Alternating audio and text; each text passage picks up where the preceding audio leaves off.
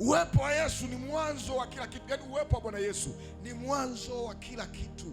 Wayahudi wao pia wanaelewa kwamba baada ya kuzaliwa Yesu, kila kitu kwao kilianza upya. Taratibu zao zilikuwepo lakini ziliboreshwa.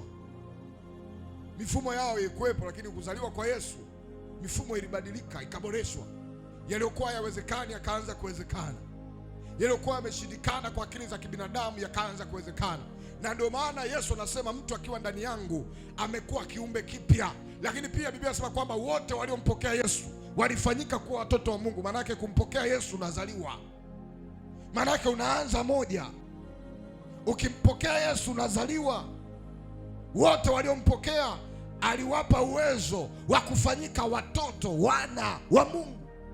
Kwa hiyo baada tu ya kumpokea Yesu unaanza moja, unafanyika mtoto. Kwa hiyo usiogope mambo yako kurudi nyuma na kuanza moja baada ya kumpokea Bwana Yesu. Anataka aanzishe vitu vipya vinavyotokana na yeye. Anataka aanzishe mambo mapya yanayotokana na yeye, ili usije ukajivuna ukasema kwamba ni nguvu zangu, ni akili zangu, ni ujanja wangu. Anataka aanze na wewe.